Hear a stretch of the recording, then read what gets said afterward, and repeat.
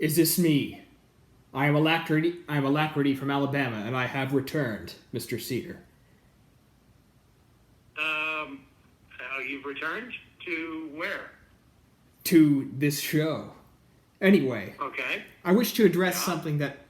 I just wanted to say two things. One, I addressed some of the points made in your show. It's on your Majority Report Reddit. I don't know if you saw it, but I just wanted to say that.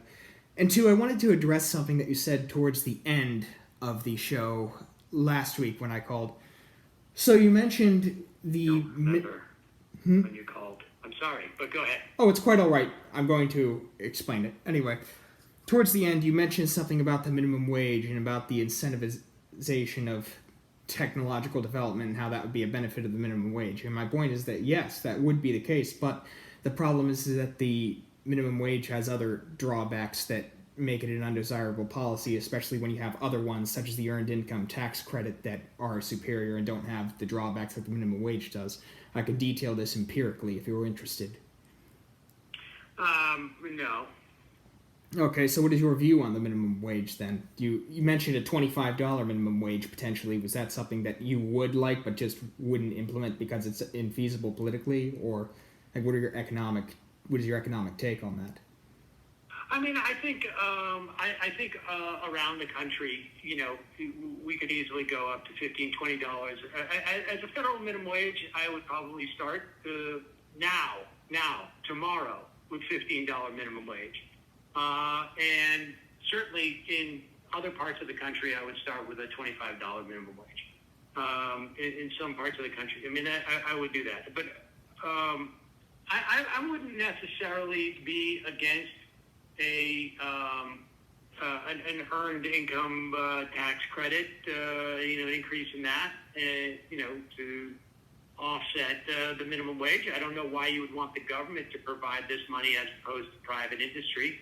But what you in particular, I'm not saying necessarily I wouldn't, but I would be open to something like that. I mean, look, the reason why we need a minimum wage now, in part, is because we have commodified too many things that we shouldn't be commodifying,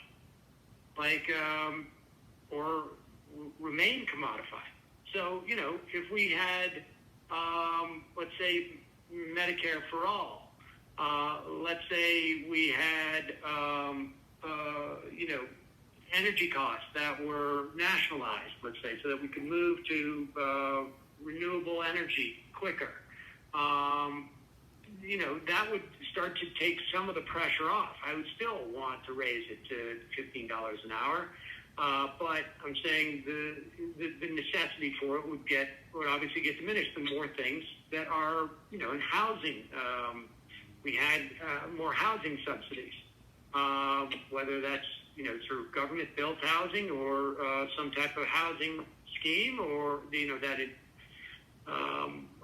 all these things. But we don't have any of those things, and you have people who are earning $15 an hour or less, I should say, and or on minimum wage, and regardless of how much they work, they can't afford to live anywhere.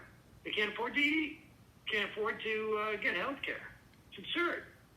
Yes, but the problem is that the minimum wage policy, when you look at it, it has undesirable employment effects. So it just increases unemployment when you raise. I know, that is just simply not the case. There are the data shows that may hurt teen employment, maybe in certain areas.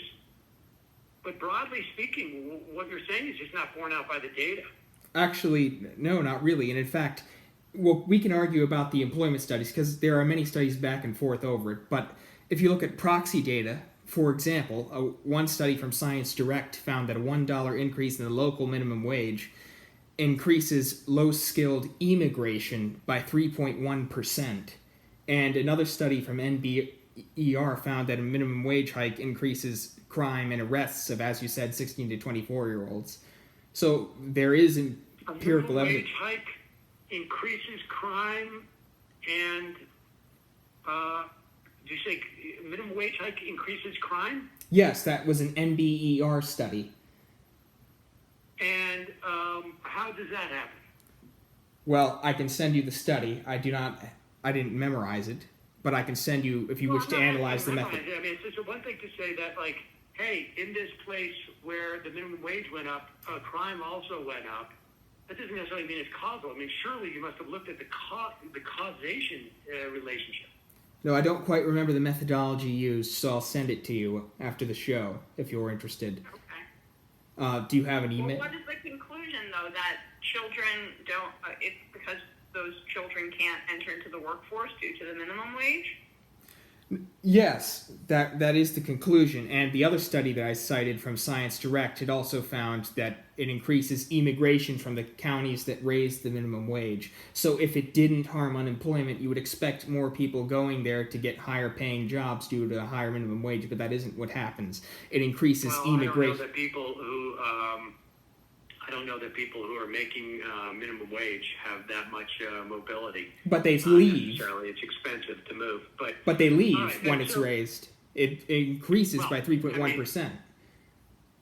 Well, you can send me that study too. I will.